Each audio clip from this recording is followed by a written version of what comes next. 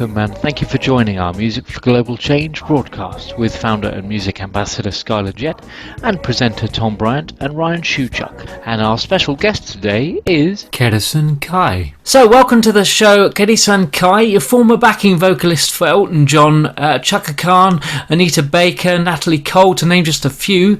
You've also been a session singer and in film and TV and a vocalist on various soundtracks. You started your professional singing career at the tender age of 12 at the Pastiche Opera Company in Memphis, and you've since moved on to progressive rock, which is quite a different kettle of fish from opera there. You've had an incredible journey, as I say, from that. You've also got a BA degree in applied music.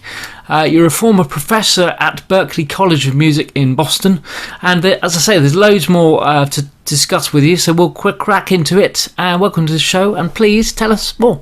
Oh wow! Well, thank you.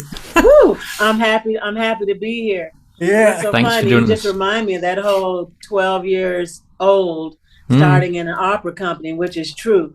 And what's so funny and significant about that is right now I am doing an opera, and this is the first time I've been involved in an opera company since I was 12. Wow. I am Wow. a chorister for the opera. Omar is the name of the opera. It's done by LA Opera, and LA Opera is a A1 number of first-class opera company in the United States. And I'm shocked and amazed and grateful that my voice held up for me to come back and audition and to sing opera after singing heavy metal and alternative rock all these years. So I'm actually full circle. Fantastic. Doing opera again. Wow. That's amazing. Who would That's have amazing. thought? Who would have thought? Absolutely. The beautiful thing is like it's two different spectrums. Absolutely. One without beat and one with beat.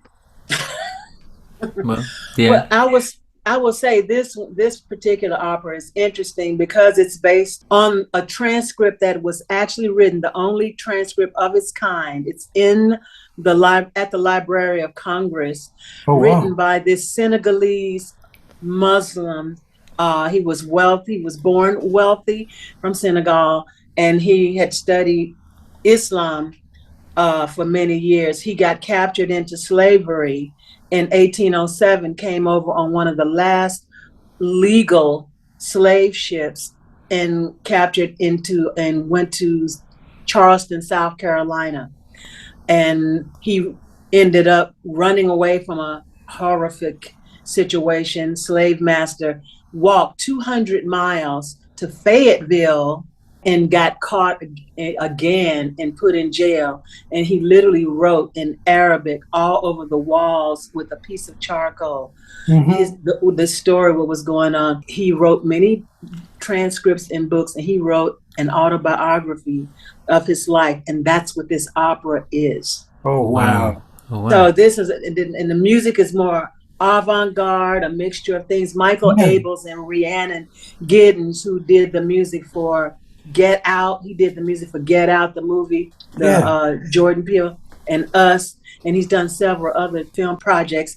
They were commissioned to write this opera. So the music is a mixture of a lot of different genres. So for all things, for me to get involved in being the diverse background I've had, I'm doing an opera again, full circle, but this time it's an opera where the music is, in classical terms, a lot more innovative and mixed up styles. Okay. So it's interesting. And where's it being performed? It's at LA Opera in downtown LA, which LA Opera Company is at the Dorothy Chandler Pavilion right there in downtown.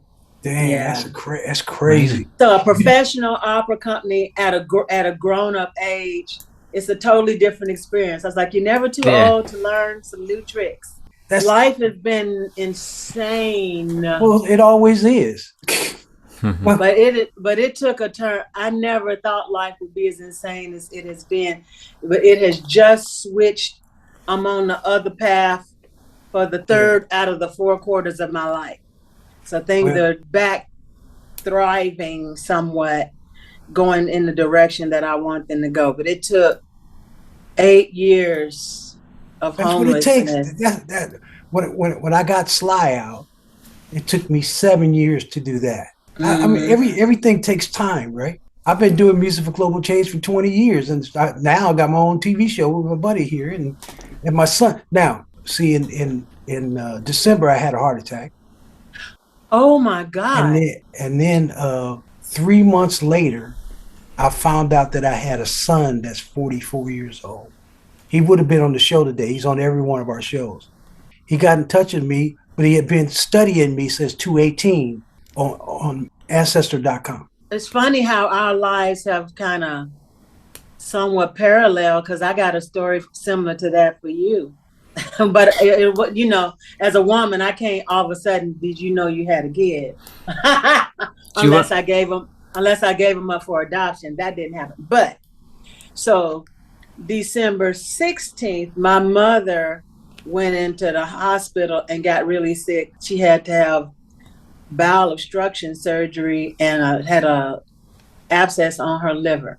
Oh my God. So, and I've been homeless all this time, staying here and there, I had a place for a year and a half during COVID. I lucked up on a long-term Airbnb. But anyway, I didn't have a place. I decided, let me go take care of my mother. I can be in Memphis, be at the house. I ended up having to go there to take care of her in Memphis, Tennessee. While I was there, one of our really good friends of the family, we went out to brunch. And she shows me this picture. Her name is Cookie. Cookie shows me this picture. Who does this look like? I was like, I don't know who that is. I never met this guy. She says, well, I have this other picture. So she showed me a picture of my father when he was in World War II. He was 18. And I have that picture. And I was like, what is she doing with that picture? But okay. I said, yeah, that's my father. I have that picture of my sister. And then she goes, well, I'm going to tell you something. That's your brother. Oh, wow. And I was like, my brother? Wow. She said, your father never knew. Oh, my God. And wow. You are my cousin. And my family has always known our entire lives. But we didn't want to say anything because we didn't want to upset your mother, because his mother never wanted your father to know. So he said, my uncle said that your aunt worked for a makeup company called Lucky Hearts. I was like, nobody on the planet knows. How would you know my that? Aunt worked at Lucky Hearts cosmetic company in North Memphis, Tennessee. Yeah. Nobody. But anyway, just had to tell you, I got a brother named Ricky. I just texted him just now. And we got to meet. He came to Memphis while I was there. And now I got a brother. Wow. And he looks just like my father. Wow. But you know what? Your career is amazing. No matter what you've been through. You've kind of weaved through all of that. But the most important thing is you stay true to yourself.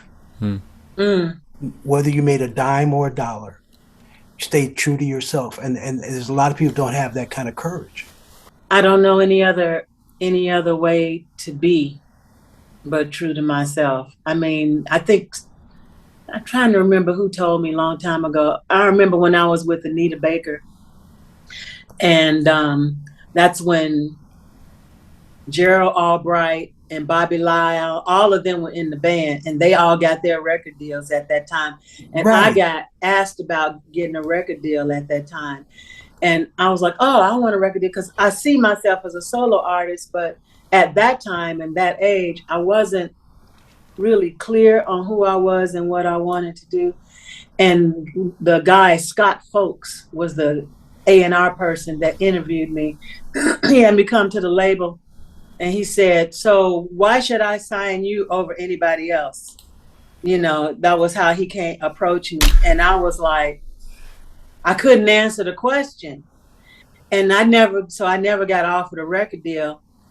But I was like, until I was able to answer that question and really know myself for who I was and know that that's what I stood for, where I would be able to stand in that truth, because the record business, is kind of hateful and crazy, as you already know. So you got to really be clear on who you are. You could get sucked up and spit out. I knew that I needed to learn that, how to just find myself and be that person. So I never really sought to be anything else but just staying true to myself. I noticed other people who weren't, who made up stories or just said, oh yeah, you know, and just said, well, yeah, I want a record deal and got one. They've all, you know, fallen by the wayside over the industry years, is, you know. the industry is in peril. Yeah. Okay, so now it's about direct marketing. So you have to bring people to you. But there's Yes. there's 8 billion people, right? I had a Chinese friend of mine who was head of international marketing for Hewlett Packard. Hewlett Packard invented the computer, right? And he had 60 employees under him around the world. You know what I mean? And he says, you have to bring people to you. And the other thing you want to do is connect yourself to something that's already moving. Because the whole thing about, you know, it's only been here, the computer, all this stuff like that, has been 1996, the internet's 19, that's not a long time, right? Right. And so he said, you have to connect yourself to something moving. And then people are inquisitive. He knew the guys that started Google, right? And one of the guys went to the other guy and he goes, man, we got all these servers over here. What are we gonna do with them? He said, why don't we just answer questions? They never got no dirt on their fingers. They never picked nothing up, right? This is the crazy part when he told, because he knew all those guys in Silicon Valley. They were all his buddies, you know what I mean? And Right. He said, them dudes, the guys, the dudes over at Napster, why don't we just give everybody's music away for free? And the industry has never been the same since. It's never been the same. Yeah. Because you can't beat the price of free. You can try all you want to. That's true. That is true. Super true. Tom, you got a question? But I've just a quick couple of questions for you. I've noticed that you're the owner of Vocal Music Evolution, which is a members-only online forum for singers wanting to establish work connections in the community for singers and coaches. Want to maybe talk a little bit about that if you can, and also it's pretty huge that we touched on that slightly earlier. You were homeless in LA for 5 years. After leaving your teaching job, and you've got an interest in trying to get cooperative living facilities up and running for people to reacclimatise themselves that have been homeless, going back into society. So pretty big questions, I get that, but I just want to talk a little bit about those. Vocal Music Evolution. One thing I've noted is over the years, all the people, the music industry, which mainly coming out of Los Angeles, is very vocal contractor run. So to get work for television and film, you generally go through a vocal contractor. And because I've been doing it and been from this area and in the industry for so long, I know the vocal music contractor. So I've noticed that my life, just how it's come about, and you know, from when I started, I know the people who, like my students from Berklee College of Music, graduating and going into commercial music industry, moving to LA or New York or possibly Nashville. I know the people who are doing the hiring. So I decided to put together a website where students or anybody who are seriously interested in going into the industry and wanting to maximize, you know, their marketing potential, not just going into the industry to be a solo recording artist, superstar, but you could also do work in television, film, video games, any kind of session work in addition to tour work.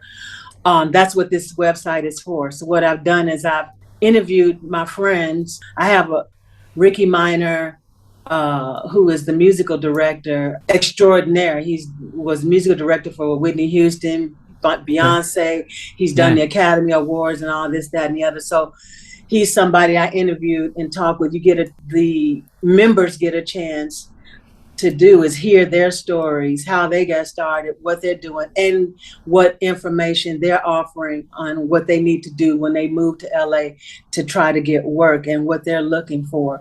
As is Edie Lehman Boddicker is the vocal music contractor. Then I also interviewed a vocal coach. Seth Riggs was the known vocal coach for many years out of LA, who was Stevie Wonder's teacher, Michael Jackson's teacher.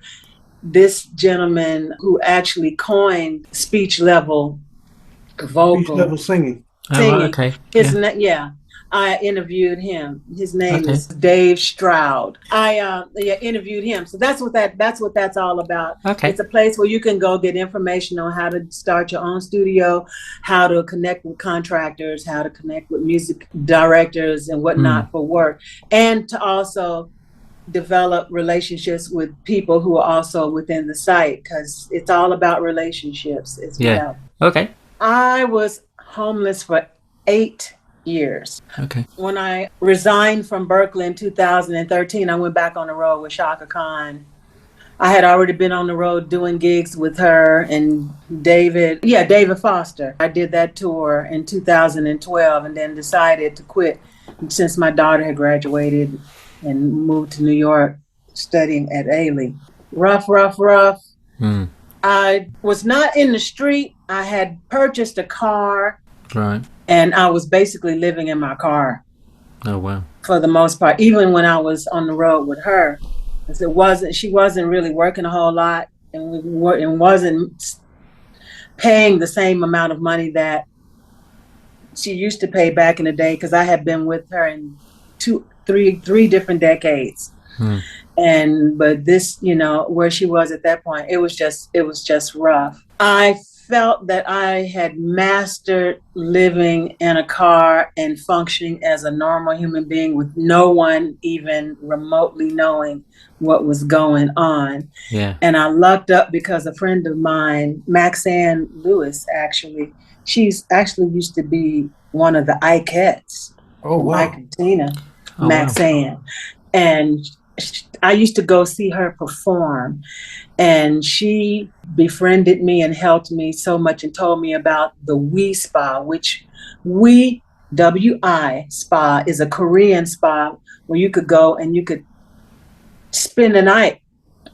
At that time, you could do 2 or 3 nights in a row, and that was it. It's not a hotel. You go there because it's a spa. You go there for the sauna and the hot tub and the steam, and you can pay extra for a massage, but for about $30-$40, you could go there and spend the night. So I ended up basically living between my Mini Cooper and the We Spa.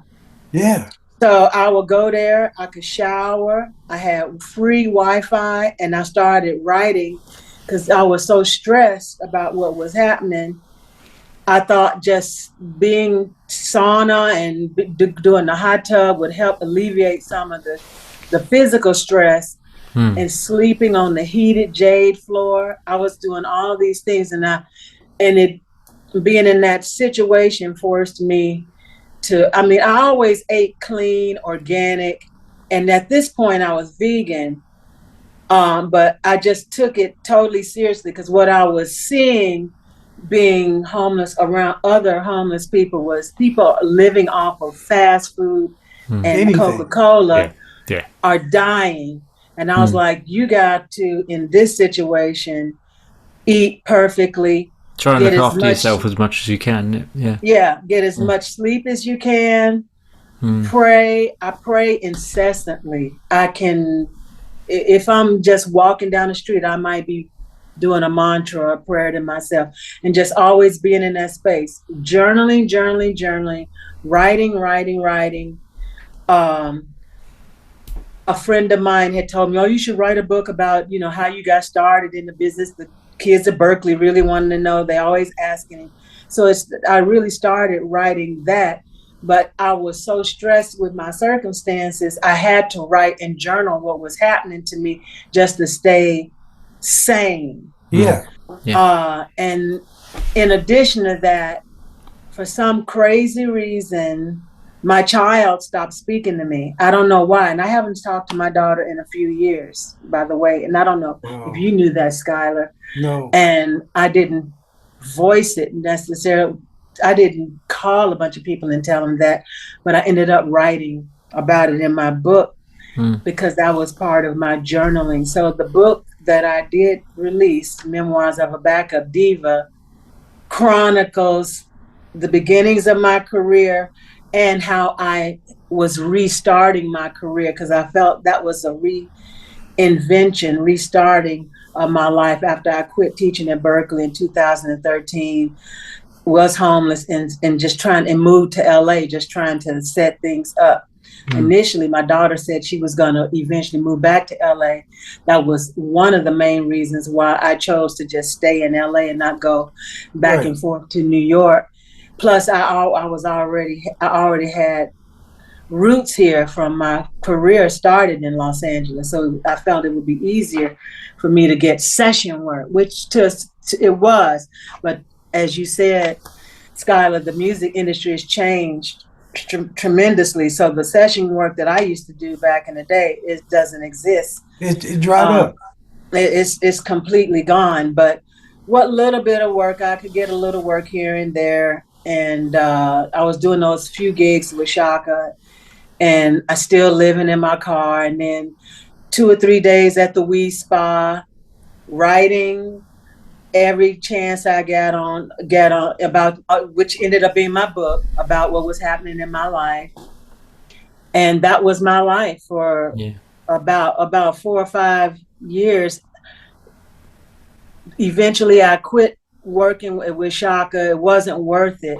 And I was like, you just got to figure out how to move forward. You need to be doing something else with your life. And energetically, I felt that I needed to break that wave, that whatever that thing was that was keeping me constantly in this cycle. And being, working with Chaka wasn't helping. So as much as people thought that was insane, even though it was a little bit of money and I was still living in my car, I broke that cycle and quit Chaka altogether and just said, I just need to do something else. And then it opened up a few other things, writing, started teaching online. And then eventually I lost my car to repossession 2 or 3 times. One of those stories is in the book, Craziness. 2 times I lost it and was able to get it back thanks to Music Cares through SAG-AFTRA and the Actors Fund, which helped me get money to get my car back. And then the 3rd time I lost the car to repossession, I said, forget it, I give up. Maybe I'm just not supposed to have one. Then right after I lost my car, then COVID hit. And then I was just busing and training it around LA, lucked up on friends, people who I didn't know, who gave me apartments to stay in. Wow. Yeah. I mean, what this person, a student from Berkeley whose girlfriend had a place, and she had a roommate, just like, oh, just come sleep on the couch. And I ended up, and they would go out of town, and I would have the whole place to myself. And that happened. And then my friend who was on the road with me with Chaka went there to help her do some work. That's another thing you do when you're stressed out, is then let me just put my energy into somebody else. I'm just going to work and do what I can.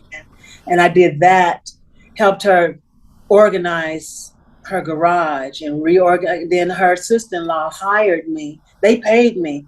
That was another paid job, reorganizing her closet, because I am a great organizer. And I did that, and then had that money, along with, I still had residual checks from over the years that I did do sessions and take TV and film. And I mean, I did stuff as late as I did the 2020 Academy Awards, and I did Rio 2, might have been the last film that I did, the animated film. So I've done some relatively recent things. And in addition to all the stuff that I did years ago, I was living off of residuals as well. I ended up, after I stayed at her house for a month, then I came back to LA because I had enough money to get an Airbnb. And I moved into the Airbnb. Soon as I moved into the Airbnb, that day, that day was when they shut down Los Angeles. Oh, wow. And the person who owned the Airbnb was in Australia. Oh. And they were just grateful that somebody was paying anything. And it was time for AFM SAG-AFTRA annual dues, which is usually this bulk of money you get once a year. Yeah. It happened right at the top of the pandemic. And that gave me enough money to pay the rent. And then I got one of my friends who was the president of this college in Cambridge, Massachusetts, hired me to teach a couple of classes online during COVID. Perfect. So while things were like falling apart for people on COVID, things started to rev up for me on COVID because now I had a place to live. Yeah. I had an online job. Right. Fast forward to my mother getting sick. Yeah. And then I went to Memphis for 4 months to take care of my mother. So then I found a place. Yeah. By the beach. I'm sorry to hear that. That's really bad. Yeah. Oh, what a shame. It's just like a series of fortunate events. Yeah. Well, and just staying in alignment with the universe to receive my highest good. I recite that every single morning and every single night and during the day. I align myself with the universe to receive my highest goods. And that's what I believe, and that's what I do. And I don't try to think past the moment because things were so bad that I wanted to die. I've already attempted suicide many times in my life. I'd already been through that. And I kept surviving. I lived to see another day. So I said, evidently I have a purpose. Absolutely. Evidently I'm here for a reason. So I'm just going to suck it up and take one moment at a time. Right here in this moment. That's right. I got a place to sleep. I got something to eat. And I'm good. Yeah. And that's all I can deal with. I don't know what's happening in the next hour. I don't know what's happening tomorrow. After having my heart attack, it's all about today and hopefully tomorrow. Right. Because I survived everything else. Yes. If we made it from yesterday, we survived. That's right. You get to get up and do it again. That's right. That's it. That's your reward. What you gonna do now? That's all it's about. I don't care. I don't care what happened in the past. I've been homeless before too. All the kind of stuff. It's gone. That was part of my journey, right? I think of life as a book. So when you open the first the cover, what's the first thing you do is see the table of contents, right? And the table of contents are all the chapters in your life. That was a chapter in your life. That's it. Yeah. And everything you've done, every relationship, every school you've been to, those were all chapters in your life. Yeah. Now, some people don't put nothing in their book, but you can be damn sure when they get to the end, they got some pages on you. That's it. I want to just... Every single thing has a purpose and a meaning, and you may not see it immediately, but it all comes back full circle, and it kind of plays into the next building blocks of the whatever's happening next in life, because it's amazing what's happening right now as a result of the experiences that I've had. Everything is because of the experience that I've had. Yeah. Well, they go crazy over here if you's over here. Oh, for sure. I gotta say, as soon as I moved from Napa, and I wish I'd have moved over here earlier, because since I've been over here, the love is off the charts. They love Americans.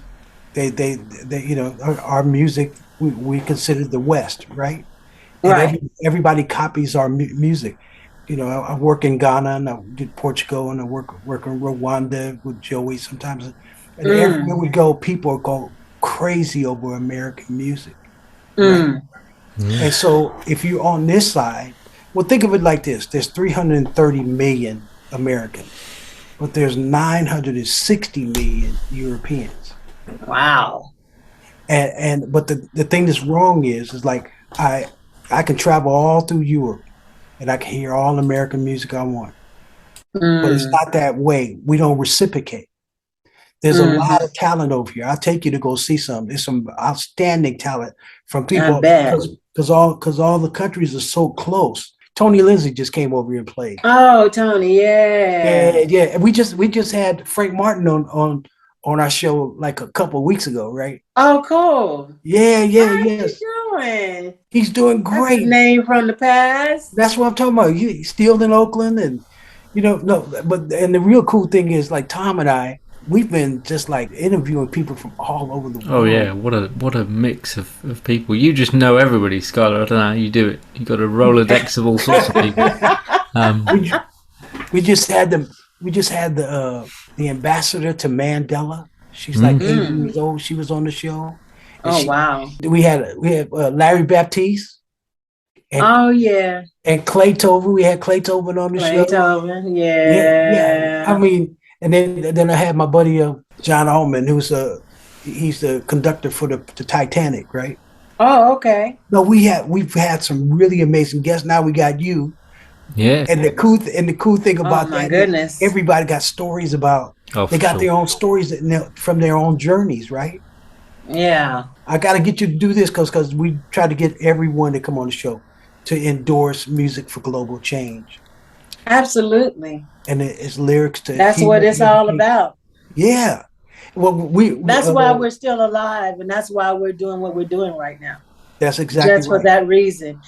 It has to change. It's going to change. It's already in the midst of change. And you got there on that side of the planet at the perfect time. Yeah. So you didn't need to get there earlier. I know you said, I wish I had gotten there sooner, but everything is all in perfect time. And it's funny you even asked me about coming over there.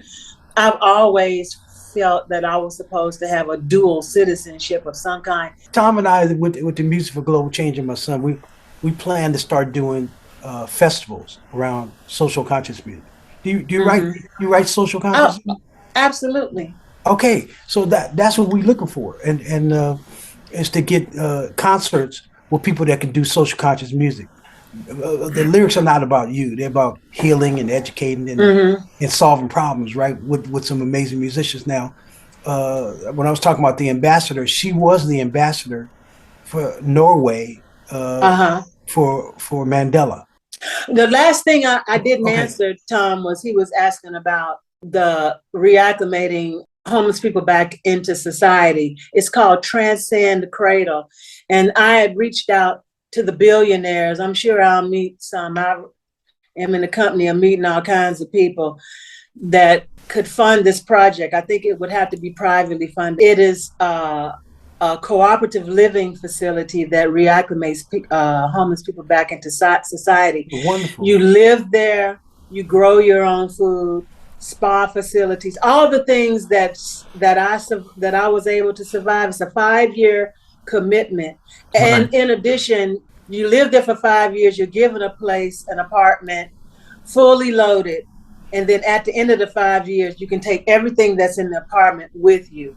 All of the bedding, the bed, the appliances, everything. Oh, and then you have to commit to therapy is part of it. There's a financial planner connected, and there's a therapist connected. And in addition to the growing your own food and the spa facilities, those are the major elements of it. The belief is that if you have a couple of years to do nothing but heal and reacclimate yourself in a healing environment where you don't have to pay anything, then if you can heal yourself, then you find a job, then you can save every penny. Because I think we're always putting a teeny tiny bandage on a gigantic, large, open, gushing wound. It never works.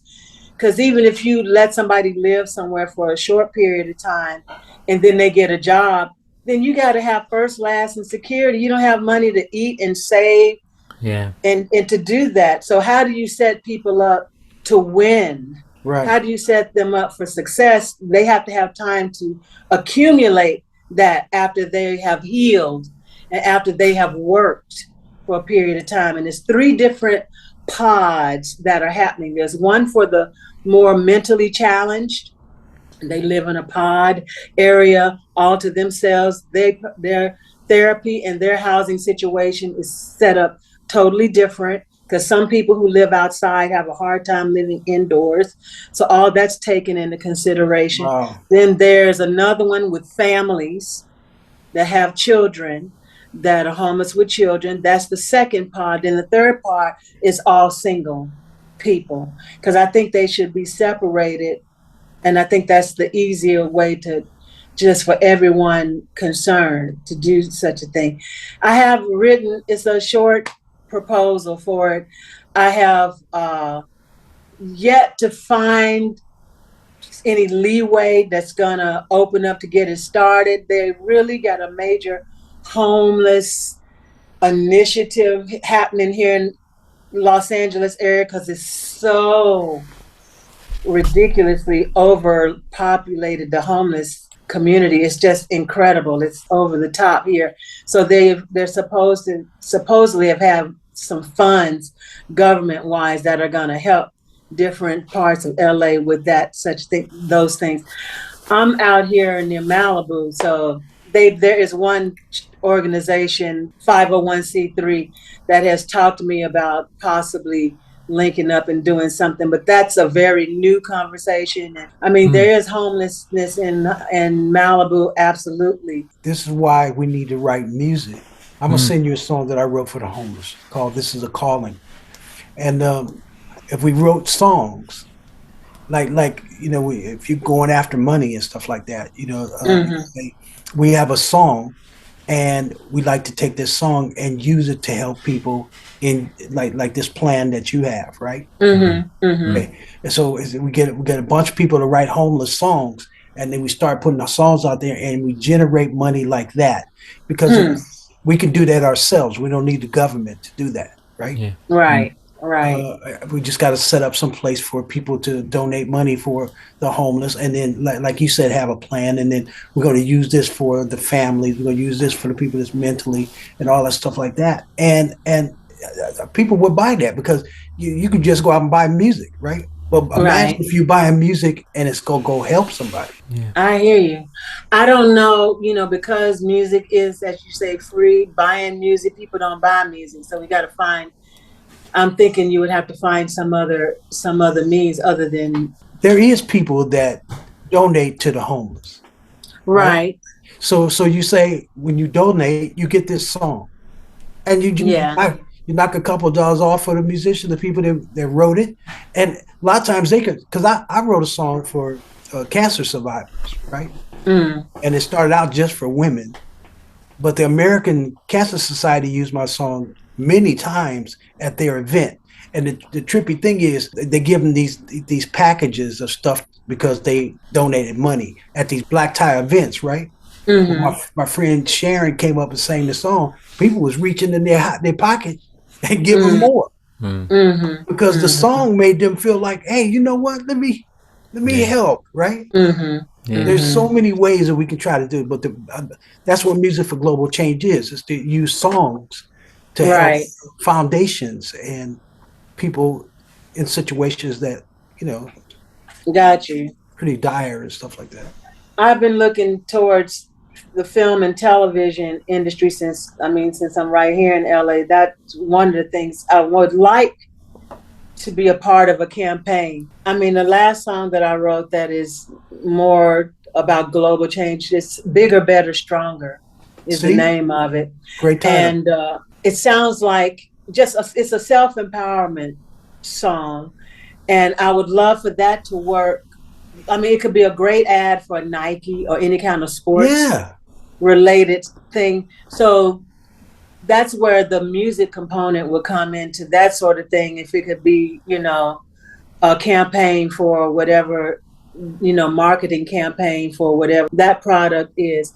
And those companies have funds specifically geared, they have specifically geared for, maybe cancer would be their, what they're. It's got to post their marketing team. Or maybe it is the homelessness. That's what major corporations do as part of their entrepreneurship, is they choose what cause they're going to support. That was just my way of going about doing it. I don't know if it's going to work. That's what I've put out into the universe, and we'll see what happens. Tom, you got another question? Yeah, just quickly before we go, just wanted to talk a little bit about your music. You mentioned one of your tracks there that you've done. You've also released a single called "Step Into the Light," which is on Swishcraft Music. Just maybe a little bit about what the meaning in that song is and where that came from for you. That's another self-empowering song. I'm your open door, larger than life, come from the darkness into the light. It's me talking to myself, telling me to step into the light, step out of darkness, step into the light. I don't acknowledge the past. I'm only dealing with the present and the light that's before me. That's basically what that song is about. And that's the whole point behind anybody feeling it or hearing those lyrics or singing it. Fabulous. Thank you. One more question. Kudisan, how do people get in touch with you? How do people get in touch with me? Any social media. I'm on Kudisan Kai is on Facebook at Kudisan Kai, Kudisan-Kai, at Kudisan-Kai, anything. Instagram, Twitter, the whole nine. Yeah, and there's the KudisanKai.com website, but that's probably going to tell you about the same thing that I just discussed right here on this television program. The cool thing about it is your plan, for what you're trying to do. So somebody, you never know who's you never know. You never know who's listening. That's it. You never know who's listening. That's why we're doing it. That's very true. I will add the last thing, since you were so efficient in doing your homework on my background, asking me these questions. I was like, wow, you about Transcend Cradle? Wow. I did do a podcast, Backstories on Ki-Fi, and that's on all of the platforms, Apple Music and Google and Amazon, all of those different platforms that for podcasts. My podcast, Backstories on Ki-Fi, I basically interviewed singers who had solo careers who started out as background singers. And I do that to encourage people who feel like, well, all I'm doing is just this. And how did you cross over from doing sessions or singing in a club or doing this to doing into your solo career? I interviewed Lisa Fisher, who's a friend of mine, and Sandra St. Victor, and Saida Garrett, who wrote Man in the Mirror for Michael Jackson, is a good friend of mine. And Nikki Harris, who sang with Madonna for 20 years. They all got solo careers, but started out doing, sessions, and still do sessions from time to time, as far as good stuff. I know. Well, Kudisan, I love you so much.